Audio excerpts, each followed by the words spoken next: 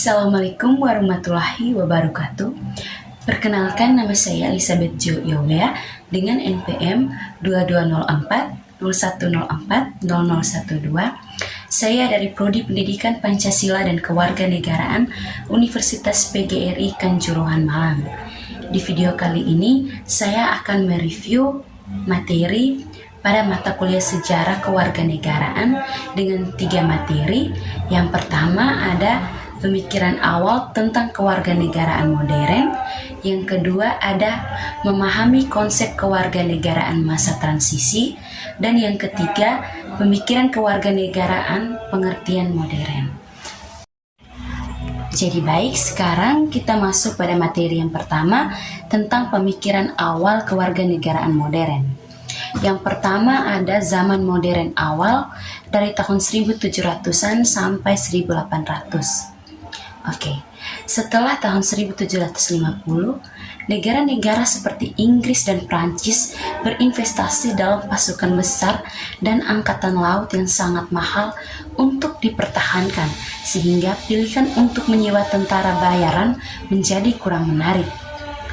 Penguasa menemukan pasukan di dalam negeri dan membebankan pajak kepada warga negara untuk membayar pasukan ini, tetapi satu laporan menyatakan bahwa pembangunan militer memiliki efek samping merusak kekuatan politik otonomi militer. Pandangan lain menguatkan gagasan bahwa wajib militer mendorong pengembangan peran yang luas bagi warga negara. Nah, wajib militer itu sendiri adalah kewajiban warga sipil untuk melakukan kerja wajib untuk pemerintah. Pekerjaan semacam ini harus sesuai dengan pengecualian dalam perjanjian internasional. Jika tidak, maka bisa masuk dalam kategori tenaga kerja tidak bebas. Nah, di sini ada 2 jenis wajib militer dasar. Yang pertama, di satu sisi, layanan wajib dapat dipesan untuk sementara selama perang dan saat-saat darurat lainnya, seperti krisis ekonomi yang parah atau kejadian alam yang luar biasa untuk memberikan layanan dasar kepada penduduk. Ini termasuk namun tidak terbatas pada perawatan medis, persediaan makanan, pasokan industri pertahanan atau upaya pembersihan. Nah, setelah cuaca buruk atau bencana lingkungan selama situasi darurat. Oleh karena itu, umumnya melakukan pemogokan ilegal selama mobilisasi sipil. Nah, yang kedua, di sisi lain ada layanan wajib bergilir. Mungkin diperlukan untuk jangka waktu yang lebih lama, misalnya untuk memastikan perlindungan kebakaran komunitas atau untuk melaksanakan pekerjaan infrastruktur di tingkat lokal atau komunitas. Nah, berikut ada poin tentang fenomena ranah publik. Fenomena yang dikenal sebagai ranah publik muncul menurut filsuf Jürgen Habermas sebagai ruang antara otoritas dan kehidupan pribadi di mana warga negara dapat bertemu secara informal, bertukar pandangan tentang masalah publik, mengkritik pilihan pemerintah, dan menyarankan reformasi. Hal ini terjadi di ruang fisik seperti alun-alun maupun di kedai kopi, museum, restoran, serta di media seperti surat kabar, jurnal, dan pertunjukan ranah. Nah, sekarang kita masuk di poin yang berikut tentang konsepsi Timur. Pada akhir abad ke-19, pemikiran tentang kewarganegaraan mulai memengaruhi Tiongkok. Diskusi dimulai dari gagasan seperti batasan hukum, definisi monarki dan negara, parlemen dan pemilu, pers aktif, opini publik, dan konsep itu seperti kebajikan kewarganegaraan, persatuan nasional, dan kemajuan sosial. Nah, di sini kebajikan kewarganegaraan itu sendiri merupakan memanen salah suatu hal untuk memanen kebiasaan yang penting untuk keberhasilan dari sebuah komunitas. Terkait erat dengan konsep kewarganegaraan ini, kebajikan sipil sering dipahami sebagai dedikasi warga negara untuk kesejahteraan bersama komunitas mereka, bahkan dengan mengorbankan kepentingan individu mereka. Identifikasi ciri-ciri yang membentuk kebajikan sipil telah menjadi perhatian utama filsafat politik.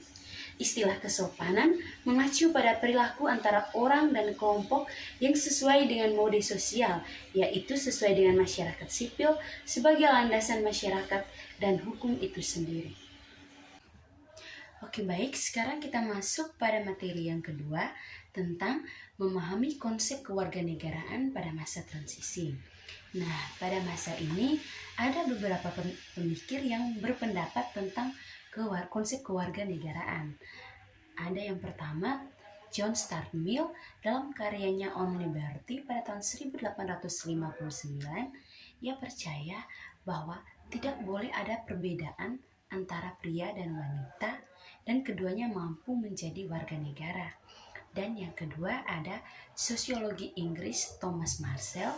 Ia mengemukakan bahwa perubahan pola kewarganegaraan yaitu tentang suatu hubungan sipil dalam arti ini memiliki persamaan di depan hukum baik itu pria maupun wanita dan diikuti oleh politik kewarganegaraan dalam arti memiliki kekuasaan untuk memilih dan kemudian kewarganegaraan sosial dalam arti negara mendukung individu-individu di sepanjang garis negara kesejahteraan.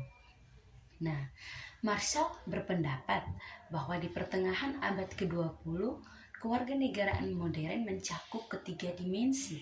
Ada di sini ketiga dimensi itu yang pertama sipil, politik, dan sosial. Dia menulis bahwa kewarganegaraan membutuhkan rasa komunitas yang vital dalam arti rasa kesetiaan pada peradaban bersama. Nah, pada saat nasionalisme muncul, banyak pemikir berpendapat bahwa gagasan tentang hak kewarganegaraan muncul dari semangat setiap orang yang mengidentifikasi diri secara kuat dengan bangsa kelahiran mereka. Jenis kewarganegaraan modern adalah yang memungkinkan orang berpartisipasi dalam berbagai cara. Kewarganegaraan bukanlah hubungan menjadi segalanya, tetapi hanya satu dari banyak jenis hubungan yang mungkin dimiliki seseorang. Ide kewarganegaraan dan pengertian Barat tentang pemerintahan mulai muncul di Asia pada abad ke-19 dan abad ke-20. Di Mei Jepang, kekuatan sosial kerakyatan memberikan pengaruh terhadap jenis-jenis otoritas tradisional dan dari periode negosiasi dari konsensi oleh negara, datanglah waktu perluasan demokrasi menurut satu catatan. Nah, banyak hubungan sebab akibat bekerja untuk mewujudkan kewarganegaraan pada versi Jepang pada masa transisi tersebut. Oke baik, sekarang kita masuk pada materi yang ketiga tentang pemikiran kewarganegaraan pengertian modern. Nah, pada materi ini ada beberapa pemikir atau para ahli yang berpendapat tentang kewarganegaraan modern. Nah, yang pertama itu ada Roger Smith. Ia berpendapat ada 4 makna kewarganegaraan modern. Yang pertama, warga negara adalah orang yang memiliki hak politik untuk berpartisipasi dalam proses pemerintahan sendiri yang populer atau hak untuk memilih, untuk memegang jabatan pemerintahan yang dipilih, untuk melayani di berbagai jenis juri, dan untuk berpartisipasi dalam debat politik sebagai anggota masyarakat yang setara. Nah, yang kedua, menurutnya, di dunia modern, kewarganegaraan adalah status hukum yang lebih murni, di mana warga negara adalah orang-orang yang diakui secara sah sebagai anggota suatu komunitas politik tertentu yang berdaulat secara resmi. Baik, sekarang kita masuk pada poin yang ketiga, bahwa pada abad yang terakhir, kewarganegaraan merujuk pada mereka yang termasuk hampir setiap asosiasi manusia, apakah komunitas politik atau beberapa kelompok lain, seperti lingkungan, klub kebugaran, universitas, dan komunitas politik yang lebih luas lainnya. Dan pada poin yang keempat, kewarganegaraan bukan hanya menandakan keanggotaan dalam beberapa kelompok, tetapi standar tertentu dari perilaku yang pantas. Kontributor bukan penumpang bebas dianggap sebagai warga negara sejati dari badan-badan tersebut. Nah, sekarang kita masuk pada pemikir yang kedua, yaitu Thomas Marcel. Ia menjelaskan bahwa kewarganegaraan merupakan status yang diberikan kepada mereka yang menjadi anggota penuh dalam suatu komunitas yang termasuk hak dan kewajiban sipil, politik, dan sosial. Definisi Marcel tentang kewarganegaraan menyiratkan multi-tier, yaitu lokal, nasional, dan transnasional.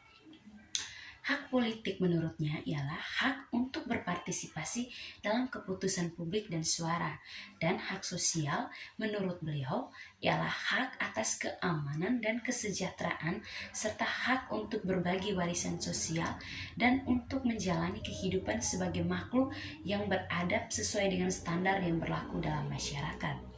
Nah, Marcel menekankan bahwa sejarah kewarganegaraan yang dia telusuri lebih bersifat nasional daripada di kota-kota abad pertengahan. Nah, pada periode abad pertengahan, ketiga jenis kewarganegaraan itu menyatu dan tidak dapat dipisahkan.